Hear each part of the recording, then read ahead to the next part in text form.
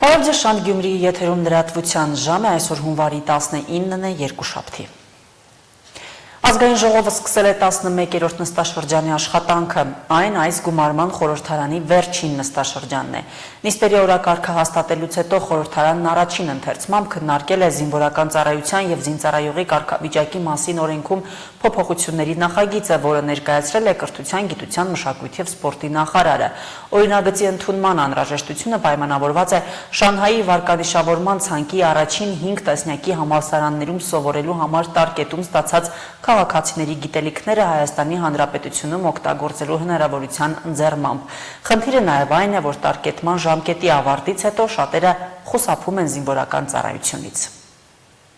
Մենք այսօր ունենք իրավիճակ, որ մեր ավելի քան 600 քաղաքացիներ օգտվել են տարկետման այս իրավունքից եւ նրանցից 570-ը դեռևս շարունակում է իր ուսումնառությունը։ Միևնույն ժամանակ ուսումնասիրելով, թե ինչ է տեղի ունենում այն քաղաքացիների հետ, որոնք արդեն իսկ ավարտել են իրենց ուսումնառությունը, մենք տեսնում ենք, որ իրականում այն կապիտալը, որը զարգանում է, այսինքն այդ հեղինակավոր բուհերում ուսումնառության արդյունքում ձևավորվող գիտելիքն ու հմտությունները իրականում չի վերադառնում Հայաստանի Հանրապետություն եւ չի ծառայում այստեղ ոչ հանրային, ոչ տնտեսական զարգացման օրակարգին։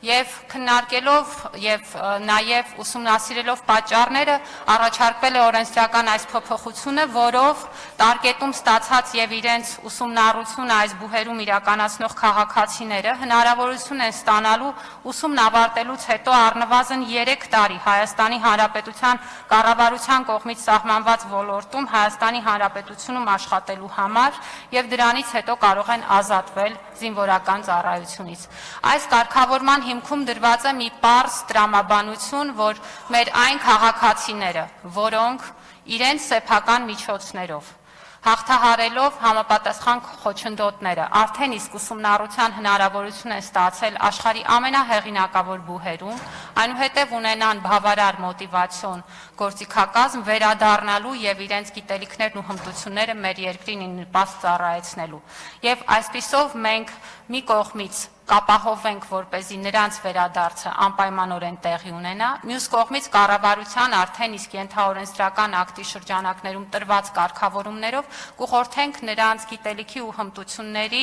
կիրառումը հենց այն ոլորտներում, որի կարիքը առավելապես ունենք։ Ստացվում է, որ այն ուսանողները, ովքեր օգտվում են այս ծրագրից եւ ավարտում են այդ համալսարանները, տղամարդիկ առնվազն խուսափում են բանակից, այսինքն իրենց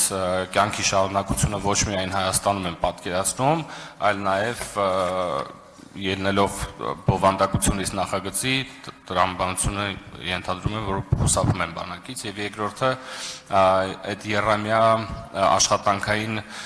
գործունեության առաջարկը վերաբերում է պետական կառավարման համակարգին, թե ընդհանուր ոլորտներին։ Մենք ուսումնասիրություն ենք իրականացրել արդեն իսկ ուսումնառությունը ավարտած քաղաքացիների շրջանում, 57 քաղաքացիների շրջանում մեր ուսումնառությունը ցույց է տվել, որ նրանցից ընդամենը մեկն է ծառայել վերադարձից հետո, 4-ը զբաղվում են գիտահետազոտական գործունեությամբ, 12 քաղաքացի հետախուզման մեջ է, 40 քաղաքացի որևէ այլ հիմքով ուղղակի չի ծառայել։ Սա նշանակում է, որ իրականում մենք ունենք համակարգ, որը չի աշխատում։ Եվ օրենսդրական այս կարգավորումը ուղղված է նրան, որպեսզի մենք վերանայենք գործող համակարգերը եւ դրանք դարձնենք իրապես արդյունավետ ու նպատակային, հաշվի առնելով, թե ինչ նպատակով է տրվում տարկետում այս քաղաքացիներին։ Պետական կամ մասնավոր ոլորտների մասին մենք նաեւ հանձնաժողովի նիստում քննարկեցինք, այս պահին նման սահմանափակում դրված չի, հաշվի առնելով, որ պետությունը շատ ոլորտներում, առանցքային ոլորտներում համագործակցում է մասնավորի հետ եւ կարող են լինել առանցքային տեղեր, որտեղ նաև մասնավոր կազմակերպություններում աշխատանքը կարող է լինել վճռորոշ պետության համար։ Ազգային ժողովի նախագահ Ալեն Սիմոնյանը պաշտոնական այցով կմեկնի Ռուսաստանի Դաշնություն, Դաշնային խորհրդի նախագահ Վալենտինա Մատվիենկոյի հրավերով։ Սիմոնյանը այս մասին հայտնել է լրագրողների հետ ճեպազրույցում, նշելով, որ ամսաթվերը դեռևս հստակեցված չեն, բայց ունի պատասխան այցի հրավեր։ Ռուսաստանի Դաշնային խորհրդի նախագահ Վալենտինա Մատվիենկոյի գլխավորած պատվիրակությունը Հայաստան է այցելել 2025 թվականի հունիսին։ Եվրոպական առաջնորդները հայտարարել են, որ Գրենլանդիայի համար մաքսատուրքերի սահմանման մասին Դոնալդ Թրամփի սպառնալիքները կարող են լարել Միացյալ Նահանգների հետ հարաբերությունները։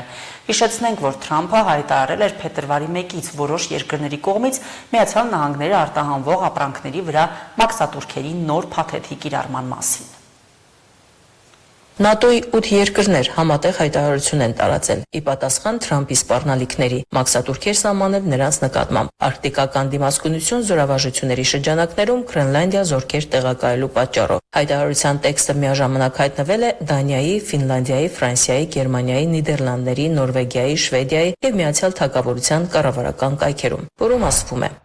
Որպես ՆԱՏՕ-ի անդամներ մենք հանձնառու ենք ամրապնդել արկտիկական անվտանգությունը որպես ընդհանուր տրանսատլանտյան շահ։ Դանիայի կողմից դաշնակիցների հետ անցկացվող նախապես համակարգված արկտիկական դիմացկունություն զորավարժությունները բավարարում են այս կարիքը։ Դրանք ոչ մեկի համար սպառնալիք չեն ներկայացնում։ Մեծ Բրիտանիայի վարչապետ Քեր Սթարմերի խոսնակը հայտարարել է, որ վարչապետը ուղիղ նկատողություն է արել Թրամփին, ասելով նրան. ՆԱՏՕ-ի դաշնակիցների կոլեկտիվ անվտանգությունը հետապնդելու համար դաշնակիցների նկատմամբ մաքսատուրքեր կիրառելը սխալ է։ Դանիայի վարչապետ Մետե Ֆրեդերիկսենն իր հերթին շեշտել է, որ Եվրոպան չի ենթարկվի շանտաժի եւ բարձր է գնահատում եվրոպացի դաշնակիցների աջակցությունը։ Ֆրանսիայի նախագահ Էմանուել Մակրոնը նույնիսկ ենթադրում է, որ Եվրամիությունը կարող է հակահարված տալ, առաջին անգամ օգտագործելով իր հարկադրանքի դեմ պայքարի գործիքը։ Եվրամիության առաջնորդները եւս արձագանքել են Թրամփի սպառնալիքներին։ Եվրոպական հանձնաժողովի նախագահ Ուրսուլա ֆոն դեր Լայենը եւ Եվրոպական խորհրդի նախագահ Անտոնիո Կոշտան համատեղ հայտարարություն են տարածել, նշելով, որ Եվրոպան կմնա միասնական, համակարգված եւ նվիրված իր ինքնիշխանությունը պաշտպանելուն։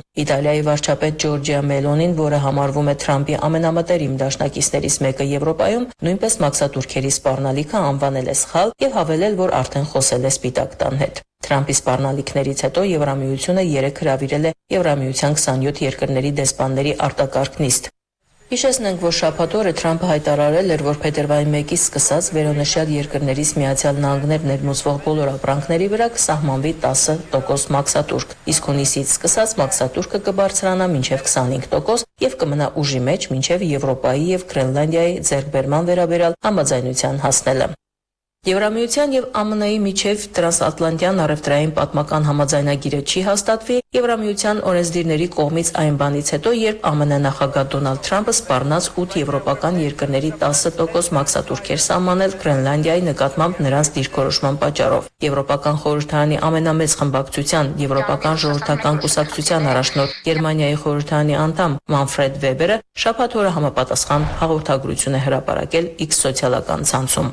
Եվրոպական ժողովրդական կուսակցությունն աջակցում է Եվրամիության եւ Միացյալ Նահանգների միջև առևտրային համաձայնագրին, սակայն հաշվի առնելով Դոնալդ Թրամփի Գրենլանդիայի դեմ սպառնալիքները, դրա հաստատումը այս փուլում անհնար է։ Ամերիկյան ապրանքների վրա զրոյական մաքսատուրքերի ներդրումը պետք է կասեցվի։ Նրա խոսքով քվեարկությունը, որի ընթացքում Եվրախորհրդարանը պետք է արտահայտեր իր դիրքորոշումը ամերիկյան արդյունաբերական ապրանքների վրա մաքսատուրքերի վերացման վերաբերյալ, սպասվում էր հունվարի 26-ին։ Չորեքշաբթի օրը աշխարհի առաջնորդները կհանդիպեն Շվեյցարիայում կայանալիք համաշխարհային տնտեսական ֆորումում։ Քննարկումների առաջնային թեմաները հավանաբար կլինեն սակագներն ու մաքսատուրքերը։ Ալա Ղալաչյան, Հորիզոն։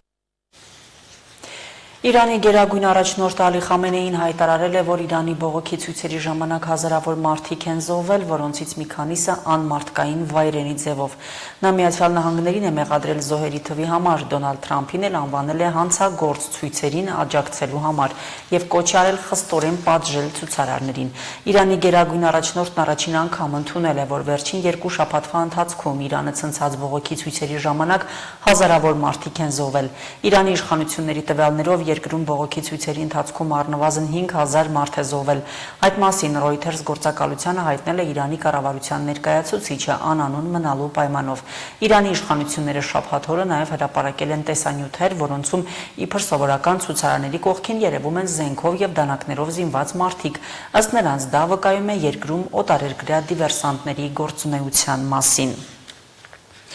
Հունվարի 18-ի լույս 19-ի գիշերը Իսպանիայի հարավում բախվել են երկու արագընթաց գնացքներ, ինչի հետևանքով զոհվել է 24 մարդ, եւս 100-ը վիրավորվել են, նրանցից 30-ի վիճակը ծանր է։ Այս մասին հայտնում է Իսպանիայի ներքին գործերի նախարարությունը։ Մալագա-Մադրիդ ուղևորվող գնացքը ռելսերից դուրս է եկել եւ հայտնվել հարակից գծերի վրա ու բախվել հանդիպակաց գնացքին։ Իսպանական լրատվամիջոցների տվյալներով երկու գնացքում ընդհանուր 400 մարդ է եղել։ Իսպանիայի տրանսպորտի նախարարի խոսքով ռելսերից դուրս գալը չափազանց տարօրինակ է, քանի որ գնացքը դուրս է եկել երկաթուղու ուղիղ հատվածում, որը վերանորոգվել էր անցյալ տարվա մայիսին։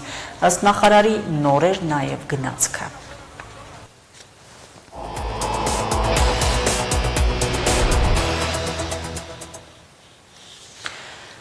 Շտաբուժօգնության ծառայության անվճար կանչերի թիվը սահմանափակվել է, որոշումը գործում է տարեսկզբից, ըստ որի քաղաքացին կարող է տարվա մեջ ոչ ավելի քան 8 անգամ շտաբօգնության կանչ գրանցել եւ ստանալ անվճար բուժօգնություն։ Հաջորդ կանչերը կսպասարկվեն վճարովի հիմունքներով։ Առողջության համընդհանուր ապահովագրության համակարգի ներդրումը փաստացի նոր փոփոխություններ եւ կարգավորումներ է բերել իր հետ նաեւ շտաբուժօգնության ծառայությունում, որի կիրառման մեխանիզմները դեռ հստակեցումների փուլում են։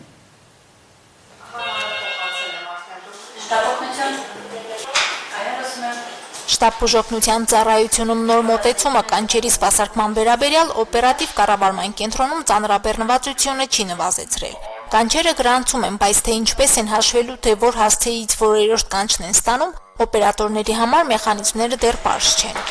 Սովորականի նման ընդունում փոխանցում են կանչերը, բայց ծրագրի հետ կապված ինչ-որ փոփոխություն այս պահին չգիտեք։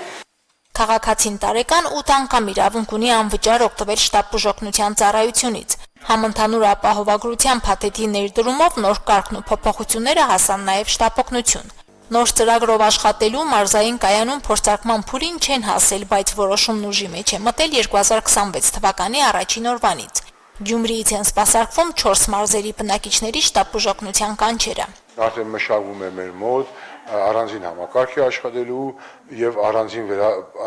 արդեն ուստի ունենալու ենք վերահսկողություն, կզբաղվին կոնկրետ առանձին մարտիկ, կհարդահանեն, կունենանք բազա արդեն իսկ ժամանակ առ ժամանակ կներկայացվի, որ արդեն ունենք մարտիկ, որոնք որ արդեն լրացել են 8 կանչը։ Հիվանդին շտաբօգնության անվճար հասնելու սահմանափակումը մի քանի պատճառներ ունի։ Նույն հասցեից օրվա մեջ մի քանի անգամ կանչերը կանխելու, որոնք սովորաբար լինում են քրոնիկ առողջական խնդիրներով քաղաքացիներից, իսկ շատ քաղաքացիների զանգերն էլ շտաբուժօգնության կանչեր չեն։ Ունենք նաև պոլիկական կանչեր, որոնք սպասարկվում էր նաև շտաբօգնության բրիգադաների կողմից ճշմարտ չափում, ջերմության չափում, որոնք որ չի համարվում, այսպես ասած, շտաբօգնության կանչեր։ Շտաբօգնության կանչերը նախատեսված են հիվանդությունների սուր վիճակների համար, բայց շատ հաճախ մենք ունենք այդ փորձը, այդ վիճակագրությունը կա, որ շտաբօգնության կանչեր տալիս են նաև քրոնիկ վիճակում գտնվող հիվանդները, որոնք չպետք է տան այդ կանչը, որովհետև քրոնիկ վիճակը ինքը առողջության առաջնային պահպանման օղակի վիճակ է, այսինքն հսկողությունը, ընթացիկ դեղորայքի նշանակումը,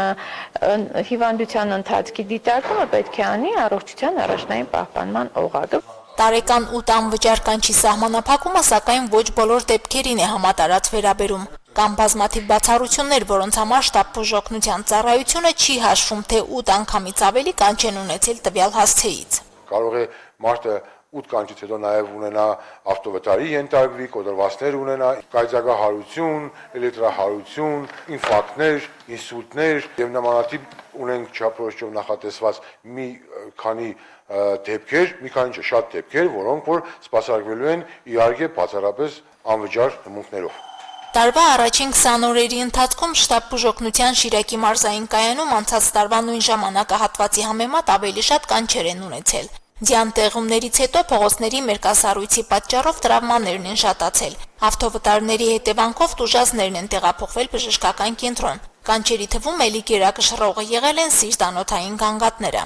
Եղել են սիրտանոթային հիվանդությունների հետ կապված կանչեր, բավականին շատ զարգագային հիպերտենզիայով պայմանավորված կանչերը, գլխուերային շրջանառության խանգարում ունեցող անձանց մոդա կանչերը բավականին էլի շատացել, տեղափոխումներն են նաև շատ եղել դեպի ԿԲԿ, Գյումրի բժշկային կենտրոն,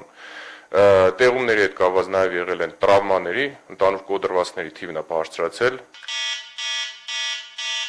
Անվճար ուտ կանչերը լրացնելուց հետո շտապ բուժօգնության դիմաց վճարելու պատրաստ քաղաքացիների համար տարբեր համայնքներում տարբեր արժեքներ են սահմանված եւ տատանվում են 10-ից 15,000 դրամի սահմաններում։ Ծառայության հյուսիսային տարածաշրջանի սպասարկման տիրույթում, Շիրակում, Լոռիում, Տավուշում եւ Արագածոտնում վճարովի կանչերը 15,000 դրամ են։ Մարինե Դերբինյան, Արարատ Ծատուրյան, Հորիզոն։ Այժմ լրահոսը եւս սպառված է, նորությունների սպասեք մեր հաջորդ թողարկումներում։